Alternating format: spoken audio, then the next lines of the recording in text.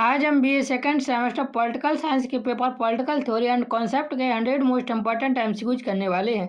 ये वीडियो मुख्य रूप से गुरु जम्बेश्वर यूनिवर्सिटी मुरादाबाद के स्टूडेंट के लिए है, जिनका पेपर 6 जून को लगा हुआ है। लेकिन यदि आप किसी और यूनिवर्सिटी से हैं तो अभी ये वीडियो आपके लिए बहुत ज़्यादा इंपॉर्टेंट होने वाली है। एक भी एमसीक्यूज मिस मत करना। यहाँ से पढ़ने के बाद आपको कहीं और से पढ़ने की ज़रूरत नहीं पड़ेगी, इसलिए वीडियो को एंड तक जरूर देखना। 2 वीडियो का लिंक मैंने डिस्क्रिप्शन पर लगाया हुआ है, उनको जाकर और जरूर देख लेना।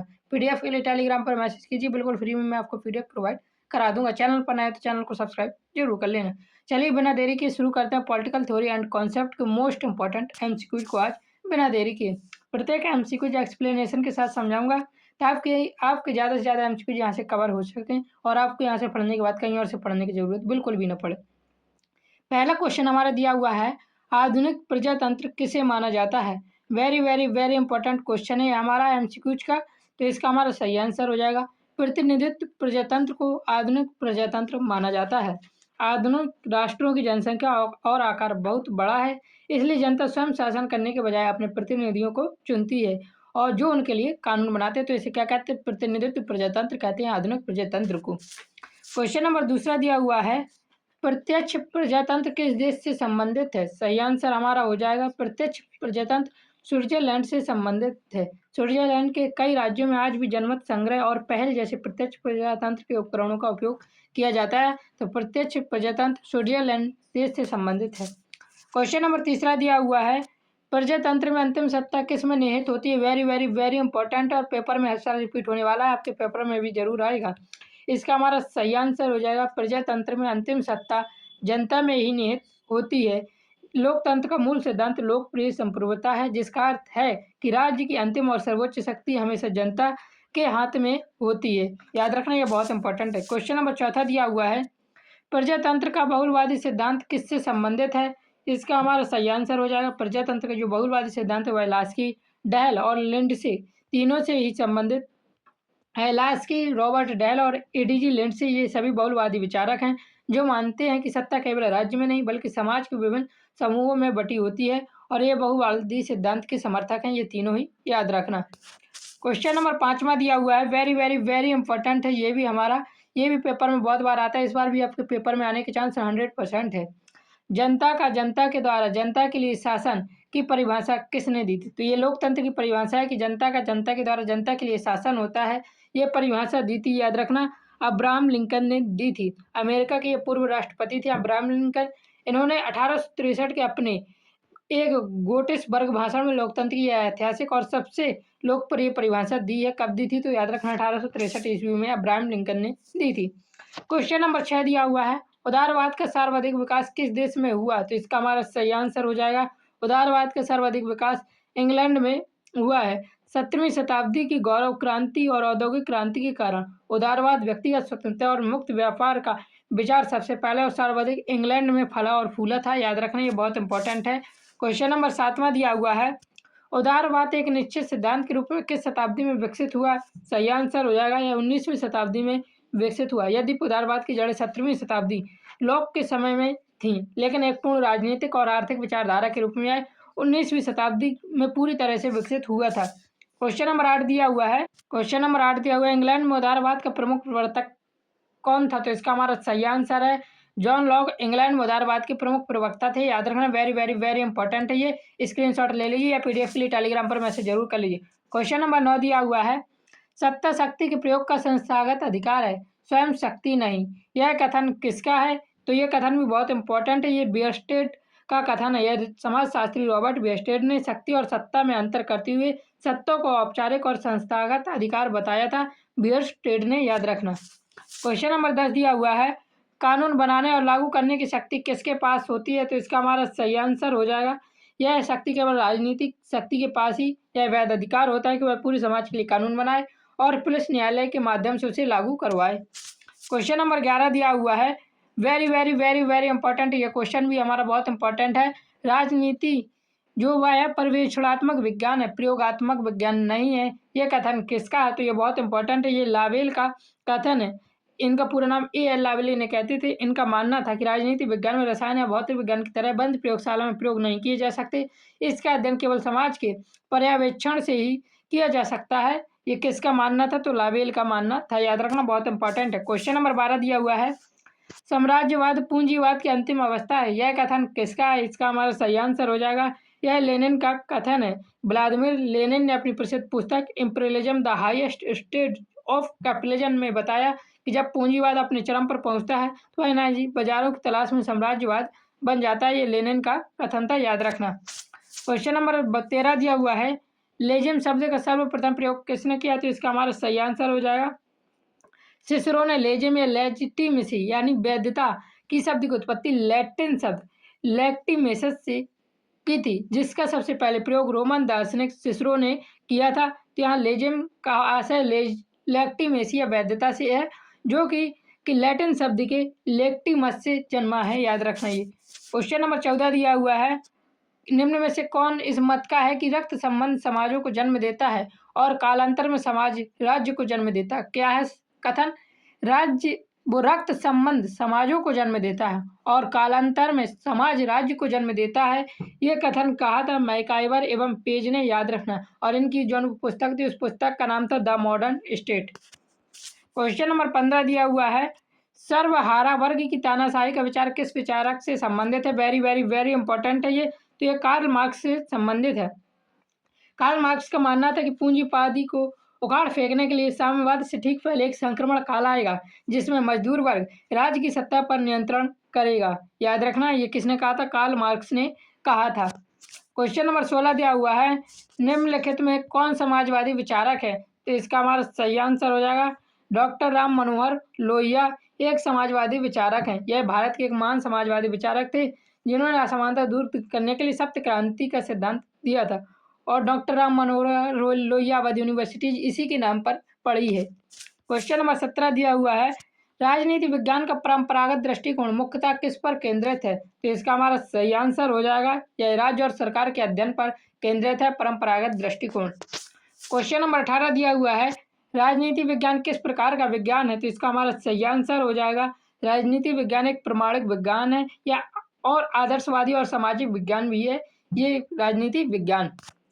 क्वेश्चन नंबर 19 दिया हुआ है, राजनीति विज्ञान में आधुनिक दृष्टिकोण के समर्थकों का समूह कौन सा है? तो इसका हमारा सही आंसर हो जाएगा बी ऑप्शन, कैटलिन लावेल और रॉबर्ट डलहेल। ये आधुनिक दृष्टिकोण के समर्थक माने जाते हैं और ये व्यवहारवादी और अनुभववादी विचारक भी है जो राज्य की बजाय शक्ति और मानव के राजनीतिक व्यवहार का अध्ययन करते हैं। कैटलिन लावेल और रॉबर्ट डहल, याद रखना इन तीनों को। क्वेश्चन नंबर 20 दिया हुआ है, निम्नलिखित लेखक एवं पुस्तक में कौन सा सुमेल सही नहीं है? तो यहाँ से आपको 3-4 पुस्तक भी याद हो जाएंगी। तो देखिए, जे.एस. मिल की रिप्रेजेंटेटिव गवर्नमेंट पुस्तक है, ये बिल्कुल सही है।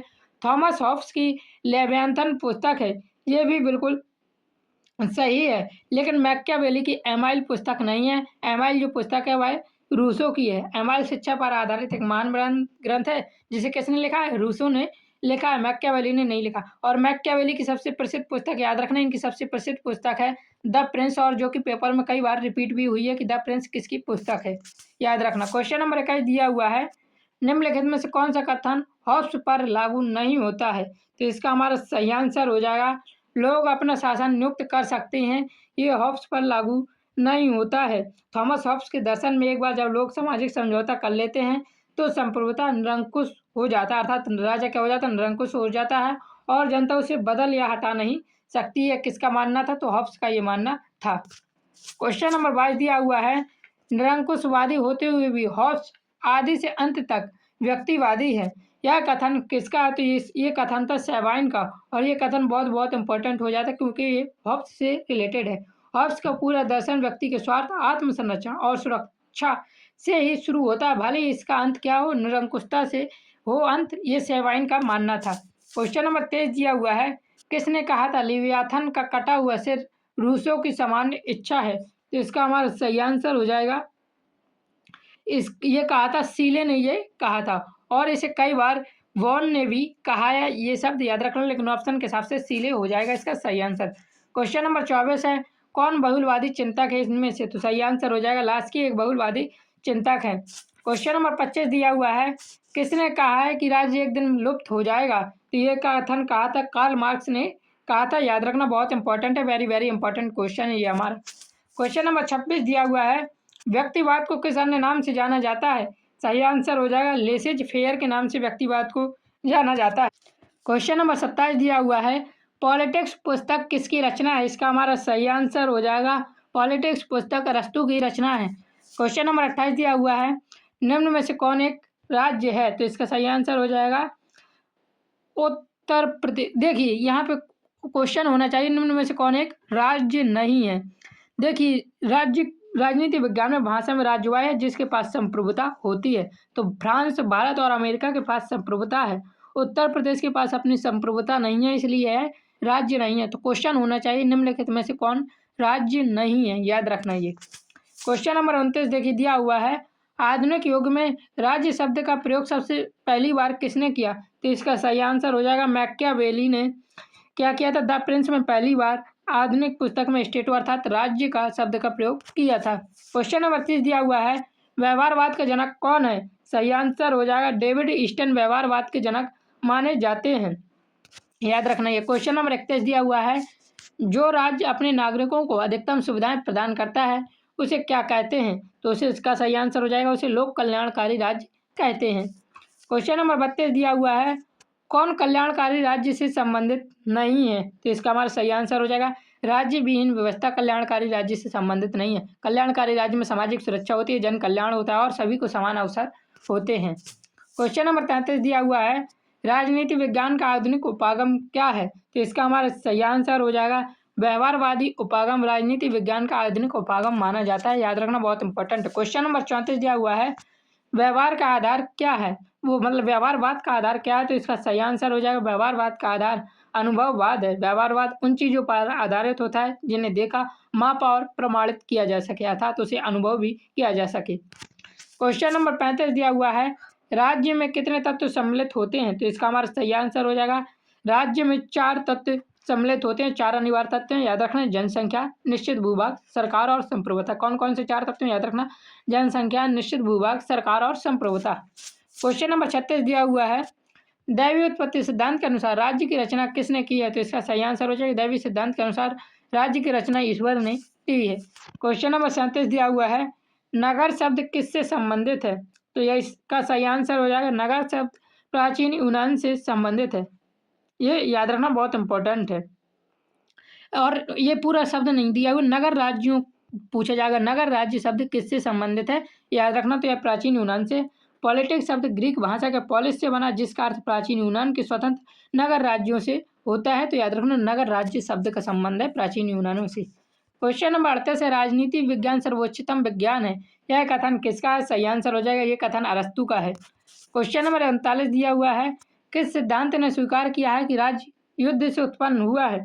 सही आंसर हो जाएगा शक्ति सिद्धांत ने यह स्वीकार किया है कि राज्य युद्ध से उत्पन्न हुआ है, याद रखेंगे। क्वेश्चन नंबर 40 दिया हुआ है, राज्य एक आवश्यक बुराई है ऐसा कौन मानता है? तो very very very important question है ये हमारा। तो ये व्यक्तिवादी सिद्धांत के लोग मानते हैं कि राज्य, व्यक्तिवादी विचारक मानते हैं कि राज्य एक क्या है? बुराई है, क्योंकि यह व्यक्ति की स्वतंत्रता को सीमित करता है, लेकिन इसे आवश्यक मानते हैं क्योंकि यह अपराध रोकता है और सुरक्षा देता है, इसलिए इसे क्या कहा गया? राज्य एक आवश्यक बुराई है क्योंकि यह व्यक्ति की स्वतंत्रता को सीमित करता है, व्यक्तिवादी सिद्धांत में माना गया है। क्वेश्चन नंबर 41 दिया हुआ है, कौन व्यवहारवाद से संबंधित नहीं है? तो इसका हमारा सही आंसर हो जाएगा परंपरा व्यवहारवाद से संबंधित नहीं है। क्वेश्चन नंबर 42 दिया हुआ है, कौन राज्य का आवश्यक तत्व नहीं है? मैंने अभी आपको ऊपर बताया था 4 राज्य के आवश्यक तत्व हैं, जनसंख्या, भूभाग, सरकार और संप्रभुता, और इसमें धर्म नाम का कोई शब्द शामिल नहीं है, तो डी ऑप्शन आवश्यक तत्व नहीं है राज्य का। क्वेश्चन नंबर 43 है, मार्क्सवादियों के अनुसार राज्य क्या है? सही आंसर हो जाएगा मार्क्सवादियों के अनुसार राज्य एक मानव निर्मित संस्था है। क्वेश्चन नंबर 44 दिया हुआ है, सामाजिक संविदा सिद्धांत के अनुसार राज्य क्या है? इसका सही आंसर हो जाएगा राज्य एक कृत्रिम संस्था है, ये सामाजिक संविदा सिद्धांत के अनुसार। क्वेश्चन नंबर 45 दिया हुआ है, किसने कहा कि राजनीति विज्ञान का प्रारंभ और अंत राज्य से होता है? तो इसका सही आंसर हो जाएगा ये J.W. गार्नर ने कहा था। इन्होंने परंपरागत राजनीति विज्ञान को परिभाषित करते हुए ये प्रसिद्ध कथन दिया था कि राज्य विज्ञान का प्रारंभ और अंत राज्य से होता है, याद रखना बहुत इंपॉर्टेंट। क्वेश्चन नंबर 46 दिया हुआ है, लेक्चर्स ऑन ज्यूरिप्रूडेंस, ज्यूरिप्रूडेंस जो भी बोले इसको, मुझे पढ़ते नहीं मिल रहा, इस पुस्तक के लेखक कौन है? तो इसका हमारा सही आंसर हो जाएगा जॉन ऑस्टिन है, लेक्चर ऑन ज्यूरिस्प्रूडेंस के। क्वेश्चन नंबर 47 दिया हुआ है, सामाजिक समझौता सिद्धांत के 3 प्रतिपादक कौन थे? सही आंसर हो जाएगा हॉब्स, लॉक और रूसो। ये तीनों ही सामाजिक समझौता सिद्धांत के प्रतिपादक थे। 17वीं और 18वीं शताब्दी के इन तीनों महान विचारकों को संविदावादी भी कहा जाता है, याद रखना। क्वेश्चन नंबर 48 दिया हुआ है, हॉब्स के अनुसार प्राकृतिक अवस्था कैसी थी? सही आंसर हो जाएगा निरंतर युद्ध की अवस्था थी हॉब्स के अनुसार प्राकृतिक अवस्था। थॉमस हॉब्स ने राज्य की पूर्व की स्थिति प्राकृतिक अवस्था को बहुत ही भयानक और सबका सबके विरुद्ध निरंतर युद्ध बताया है, तो बी ऑप्शन सही आंसर हो जाएगा। क्वेश्चन नंबर 49 दिया हुआ है, प्राकृतिक अधिकार सिद्धांत किससे संबंधित है? तो इसका सही आंसर हो जाएगा जॉन लॉक से संबंधित है ये। क्वेश्चन नंबर 50 दिया हुआ है, आधुनिक राज्य क्या है? तो इसका हमारा सही आंसर हो जाएगा राष्ट्रीय राज्य, आधुनिक राज्य, डी ऑप्शन सही है इसका। क्वेश्चन नंबर 51 दिया हुआ है, सवर्जिनिटी शब्द लैटिन भाषा के किस शब्द से निकला है? तो इसका हमारा सही आंसर हो जाएगा ये सुप्रानस से निकला है, सुप्रानस से, सुप्रामस से नहीं, सुप्रानस, ए ऑप्शन सही है इसका। क्वेश्चन नंबर 52 दिया हुआ है, संप्रभुता किसका आवश्यक तत्व है? तो सही आंसर हो जाएगा यह एक राज्य का आवश्यक तत्व है संप्रभुता। क्वेश्चन नंबर 53 दिया हुआ है, कानूनी संप्रभुता की अवधारणा पहली बार किसने दी? सही आंसर हो जाएगा थॉमस हॉब्स ने कानूनी संप्रभुता की अवधारणा दी थी। क्वेश्चन नंबर 54 दिया हुआ है, लोकप्रिय संप्रभुता की अवधारणा किससे संबंधित है? तो लोकप्रिय संप्रभुता की अवधारणा रूसों से संबंधित है, याद रखना, वेरी वेरी वेरी इंपॉर्टेंट है ये। क्वेश्चन नंबर 55 है, ऑस्टिन द्वारा प्रतिपादित सिद्धांत कौन सा है? सही आंसर हो जाएगा कानूनी संप्रभुता ऑस्टिन द्वारा प्रतिपादित सिद्धांत है, याद रखना, ये क्वेश्चन बहुत इंपॉर्टेंट है, पेपर में आएगा ही आएगा आपके। क्वेश्चन नंबर 56 दिया हुआ है, राज्य की उत्पत्ति के संबंध में कौन सा सिद्धांत सर्वाधिक मान्य है? तो इसका हमारा सही आंसर हो जाएगा सामाजिक संविदा सिद्धांत राज्य की उत्पत्ति में सबसे अधिक मान्य सिद्धांत है विकल्पों के आधार पर। यद्यपि वैज्ञानिक दृष्टि से विकासवादी सिद्धांत सबसे ज़्यादा मान्य माना गया है, लेकिन ऑप्शन के हिसाब से सामाजिक संविदा सिद्धांत, याद रखना। क्वेश्चन नंबर 57 दिया हुआ है, किसने कहा कि राजनीति शास्त्र सरकार से संबंधित विधा है? सही आंसर हो जाएगा ली कॉक ने कहा था राजनीति शास्त्र सरकार से संबंधित विधा है। इनका पूरा नाम याद रखना है स्टीफन लीकॉक था। क्वेश्चन नंबर 58 दिया हुआ है, दंड का सबसे पुराना सिद्धांत कौन सा है? सही आंसर हो जाएगा प्रतिशोधात्मक सिद्धांत दंड का सबसे पुराना सिद्धांत है। क्वेश्चन नंबर 59 दिया हुआ है, निम्न में से कौन कानून का स्रोत नहीं है? सही आंसर हो जाएगा परंपरा कानून के स्रोत नहीं है। क्वेश्चन नंबर 60 दिया हुआ है, वेरी वेरी वेरी इंपॉर्टेंट है और ये भी आपके पेपर में आने के 100% चांस है। आँख के लिए आँख और दांत के लिए दांत का सिद्धांत किस पर आधारित है? तो यह प्रतिशोधात्मक सिद्धांत पर आधारित है। यह बदला लेने पर आधारित प्रतिशोधात्मक न्याय का सिद्धांत है, जो अपराधी को उसी मात्रा में पीड़ा देने की बात करता है जितना उसने पीड़ित को दिया होता है, इसलिए इसे क्या कहा गया? आँख के लिए आँख और दांत के लिए दांत का सिद्धांत। क्वेश्चन नंबर 61 दिया हुआ है, कौन उत्तर व्यवहारवाद का तत्व नहीं है? सही आंसर हो जाएगा वैज्ञानिकता उत्तर व्यवहारवाद का तत्व नहीं है, वैज्ञानिकता व्यवहारवाद का तत्व है, याद रखना। क्वेश्चन नंबर 62 दिया हुआ है, अच्छे कानून की पहचान क्या है? तो स्थायित्व, सरलता और अनुभवी होना चाहिए, यही अच्छे कानून की पहचान है। क्वेश्चन नंबर 63 दिया हुआ है, निम्नलिखित में कौन दंड व्यवस्था का आवश्यक तत्व है? तो अनुपात, निष्पक्षता और मानवता, ये तीनों मिलकर ही दंड व्यवस्था के आवश्यक तत्व हैं।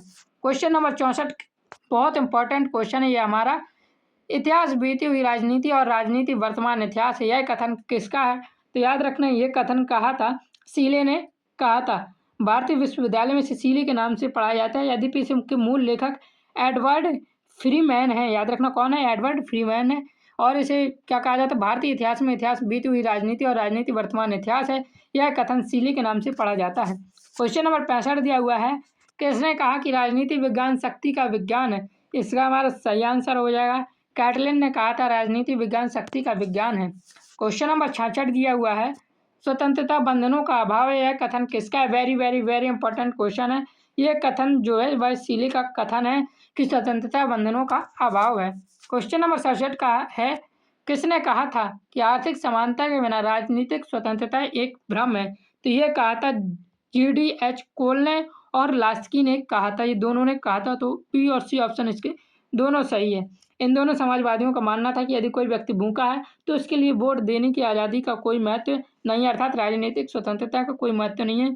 बी और सी इसके दोनों सही ऑप्शन है, लेकिन यदि ऑप्शन में दोनों एक साथ आए तो इसको प्रायोरिटी लास्की को देंगे।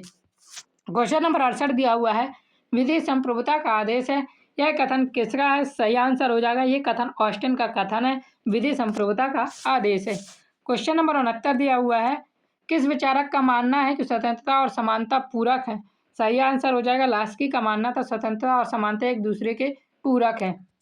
क्वेश्चन नंबर 70 दिया हुआ है, किसने कहा कि राजनीति विज्ञान तो दूर कलाओं में भी पिछड़ी कला है? तो ये कथन बकल का कथन था और ये कथन वेरी वेरी इंपॉर्टेंट हो जाता है। राजनीति विज्ञान की वैज्ञानिकता पर व्यंग करते हुए ये कथन कहा गया था कि यह पिछड़ी हुई कलाओं में से एक है। किसने कहा था? तो बकल ने कहा था। क्वेश्चन नंबर 71 दिया हुआ है, इतिहास की धारा में राजनीति उसी प्रकार संचित है जिस प्रकार नदी की रेत में सोने के कण। यह कथन किसका है? तो ये कथन लॉर्ड एक्टन का है। लॉर्ड एक्टन ने इतिहास और राजनीति के घनिष्ठ संबंधों को दर्शाने के लिए इस उपमा का प्रयोग किया था। यह एक प्रकार की उपमा है, याद रखना। क्वेश्चन नंबर 72 दिया हुआ है, किसने कहा कि जब मैं राजनीति विज्ञान शीर्षक के अंतर्गत परीक्षा प्रश्नों को देखता हूँ? तो ये कथन जो था यह FW मैटलैंड का था। इन्होंने कहा था मुझे प्रश्नों पर नहीं बल्कि राजनीति विज्ञान के शीर्षकों पर खेद है। इसके आगे कहा था, जब मैं राजनीति विज्ञान शीर्षक के अंतर्गत परीक्षा प्रश्नों को देखता हूँ मुझे प्रश्नों पर नहीं बल्कि राजनीति विज्ञान के शीर्षक पर खेद होता है। ये FW मैटलैंड ने कहा था, याद रखना, बहुत इंपॉर्टेंट। क्वेश्चन नंबर 73 दिया हुआ है, जहाँ कानून नहीं वहाँ स्वतंत्रता नहीं। यह कथन किसका है? तो इसका हमारा सही आंसर हो जाएगा, ये कथन जॉन लॉक का है। क्वेश्चन नंबर 74 दिया हुआ है, संप्रभुता के एकतावादी सिद्धांत का प्रतिपादन किसने किया? सही आंसर हो जाएगा, जॉन ऑस्टिन ने किया है एकतावादी सिद्धांत का प्रतिपादन। क्वेश्चन नंबर 75 दिया हुआ है, social justice in social dynamics पुस्तक के लेखक कौन है? सही आंसर हो जाएगा, केनेथ बोल्डिंग है। क्वेश्चन नंबर 76 देखिए दिया हुआ है, आ थ्योरी ऑफ जस्टिस पुस्तक के लेखक कौन है? सही आंसर हो जाएगा, John Rawls A Theory of Justice पुस्तक के लेखक हैं और यह 1971 में प्रकाशित हुई थी। क्वेश्चन नंबर 77 दिया हुआ है, उदारवाद का मूल तत्व क्या है? सही आंसर हो जाएगा, व्यक्तित्व स्वतंत्रता उदारवाद का मूल तत्व है। क्वेश्चन नंबर 78 दिया हुआ है, पॉलिटिकल पावर पुस्तक के लेखक कौन है? सही आंसर हो जाएगा, चार्ल्स ए मेरियम पॉलिटिकल पावर पुस्तक के लेखक हैं। क्वेश्चन नंबर 79 दिया हुआ है, शक्ति प्रयोग का सबसे आसान तरीका क्या है? सही आंसर हो जाएगा, शक्ति प्रयोग का सबसे आसान तरीका समझाना होता है। बल प्रयोग या दंड देने में ऊर्जा और संसाधन खर्च होते हैं, जबकि समझाने में ना ही ऊर्जा व्यय होती है ना ही संसाधन। क्वेश्चन नंबर 80 दिया हुआ है, पावर एंड सोसाइटी पुस्तक के लेखक कौन है? सही आंसर हो जाएगा, लैसवेल और कैप्लान पावर एंड सोसाइटी पुस्तक के लेखक हैं। क्वेश्चन नंबर 81 दिया हुआ है, किसने कहा कि शक्ति का तात्पर्य मनचाहे प्रभाव पैदा करना है? तो इसका हमारा सही आंसर हो जाएगा, ये कथन था बर्ट्रैंड रसेल का और इसी कथन के आधार पर आजकल पगला ट्रंप चल रहा है कि शक्ति का तात्पर्य मनचाहा प्रभाव पैदा करना है, याद रखना, बहुत इंपॉर्टेंट है। क्वेश्चन नंबर 82 दिया हुआ है, कौन शक्ति का स्रोत नहीं है? तो इसका हमारा सही आंसर हो जाएगा, प्रशिक्षण शक्ति का स्रोत नहीं है। क्वेश्चन नंबर 83 दिया हुआ है, प्रभाव का स्रोत क्या है? सही आंसर हो जाएगा, संपत्ति, शिक्षा और आकर्षण, ये तीनों ही प्रभाव के स्रोत हैं। क्वेश्चन नंबर 84 दिया हुआ है, सत्ता का प्रमुख कार्य क्या है? तो अनुशासन बनाए रखना, नियंत्रण करना और व्यवस्था बनाए रखना, ये तीनों ही सत्ता के प्रमुख कार्य हैं। क्वेश्चन नंबर 85 दिया हुआ है हमारा, कौन सत्ता के वर्गीकरण में उल्लेखित नहीं है? तो इसका हमारा सही आंसर हो जाएगा, यथार्थवादी सत्ता सत्ता के वर्गीकरण में उल्लेखित नहीं है। क्वेश्चन नंबर 86 दिया हुआ है, किसने कहा कि अचेतन एक मनोवैज्ञानिक अवधारणा है, नैतिक अवधारणा नहीं है? तो ये कथन कहा था डेविड ईस्टन ने कहा था और ये बहुत इंपॉर्टेंट कथन बन जाता है। क्वेश्चन नंबर 87 दिया हुआ है, लोकतंत्र के अभिजन वर्ग सिद्धांत के समर्थक कौन है? सही आंसर हो जाएगा, मोस्को, पेरेटो और मिचेलस, ये तीनों ही लोकतंत्र के अभिजन वर्ग के सिद्धांत के समर्थक हैं। क्वेश्चन नंबर 88 दिया हुआ है, मॉडर्न डेमोक्रेसी पुस्तक के लेखक कौन है? सही आंसर हो जाएगा, लॉर्ड बाइस मॉडर्न डेमोक्रेसी पुस्तक के लेखक हैं। 1921 में इन्होंने अपनी ये पुस्तक लिखी थी, याद रखना। क्वेश्चन नंबर 89 दिया हुआ है, कौन प्रत्यक्ष प्रजातंत्र का उपकरण नहीं है? तो इसका हमारा सही आंसर हो जाएगा, सार्वभौमिक वयस्क मताधिकार प्रजातंत्र का उपकरण नहीं है। सार्वभौमिक वयस्क मत अधिकार सभी प्रत्यक्ष और अप्रत्यक्ष लोकतंत्र का सामान्य गुण है, जबकि जनमत संग्रह, पहल और प्रत्यावर्तन प्रत्यक्ष लोकतंत्र की विशिष्ट उपकरण है, तो याद रखना। तो डी ऑप्शन इसका हमारा सही आंसर है। क्वेश्चन नंबर 90 दिया हुआ है, प्रत्यक्ष लोकतंत्र की अवधारणा किसने दी? सही आंसर हो जाएगा, भारतीय संदर्भ में प्रत्यक्ष लोकतंत्र की अवधारणा गांधी जी ने दी थी। क्वेश्चन नंबर 91 दिया हुआ है, किसने कहा कि उदारवाद एक पंथ की अपेक्षा कम और सार्वभौम की अभिव्यक्ति अधिक है? तो ये कथन कहा था लास्की ने, याद रखना बहुत इंपॉर्टेंट है। क्वेश्चन नंबर 92 दिया हुआ है, समाजवाद गिरगिट की तरह परिस्थितियों के अनुसार रंग बदलता रहता है, यह कथन किसका है? सही आंसर हो जाएगा, यह रैमज म्योर का कथन है। क्वेश्चन नंबर 93 दिया हुआ है, धर्मनिरपेक्ष राज्य किसे कहते हैं? तो इसका सही आंसर है, जो धर्म और राजनीति को अलग रखे उसे धर्मनिरपेक्ष राज्य कहते हैं। जो धर्म और राजनीति को साथ साथ मिला दे उसे देशद्रोही कहते हैं। क्वेश्चन नंबर 94 दिया हुआ है, समाजवाद शब्द का प्रयोग सर्वप्रथम किसने किया? सही आंसर हो जाएगा, रॉबर्ट ओवेन ने किया है। क्वेश्चन नंबर 95 दिया हुआ है, समाजवाद ऐसी टोपी के समान है जिसकी आकृति नष्ट हो गई लेकिन हर कोई उसे धारण करता है, यह कथन किसका है? तो यह कथन था जोड साहब का है, जीएम जोड है, जीएम जोड नहीं कहते, वो सीएम जोड साहब का है, ये कथन याद रखना। क्वेश्चन नंबर 96 दिया हुआ है, डेमोक्रेटिक थ्योरी पुस्तक के लेखक कौन है? सही आंसर हो जाएगा, सार्टोरी डेमोक्रेटिक थ्योरी पुस्तक के लेखक है। क्वेश्चन नंबर 97 दिया हुआ है, वैज्ञानिक समाजवाद के जनक कौन है? सही आंसर हो जाएगा, कार्ल मार्क्स वैज्ञानिक समाजवाद के जनक हैं। क्वेश्चन नंबर 98 दिया हुआ है, भारतीय संविधान की प्रस्तावना पंथ निरपेक्ष शब्द किस संशोधन द्वारा जोड़ा गया? सही आंसर हो जाएगा 42वां संशोधन। बस ये याद रखना, इसको मैं डिटेल में कभी और समझाऊंगा। क्वेश्चन नंबर 99 दिया हुआ है, राज्य न धार्मिक होता है और न धर्म विरोधी, यह कथन किसका है? तो यह कथन था जवाहरलाल नेहरू जी का था और ये भारत के पहले प्रधानमंत्री थे, सभी को मालूम होगा। इन्होंने कहा था राज्य ना तो धार्मिक होता है और ना ही धर्म विरोधी होता है। क्वेश्चन नंबर 100 है, किसकी मान्यता है कि प्रजातंत्र में बहुमत की निरंकुशता होती है? सही आंसर हो जाएगा, जे.एस. मिल का मानना था। जे.एस. मिल तथा डी टॉकविल भी एक क्या थे, इन्होंने चेतावनी दी थी कि लोकतंत्र में इस बात का खतरा बना रहता है कि 51% बहुमत वाले लोग बाकी 49% अल्पसंख्यकों के अधिकार को कुचल देते हैं। ये किसका मानना था? तो जे.एस. मिल का ये मानना था। इस प्रकार मैंने आपका 100 मोस्ट इंपॉर्टेंट एमसीक्यू यहाँ पर कंप्लीट करवा दिया। आप ये कर लेंगे, उसको बाद आपको कहीं और से पढ़ने की जरूरत नहीं पड़ेगी। बस लिंक पे दिए हुए 2 वीडियो और जाकर जरूर देख लें। पीडीएफ के लिए टेलीग्राम पर मैसेज कर लीजिए। जय हिंद, जय भारत, राधे राधे।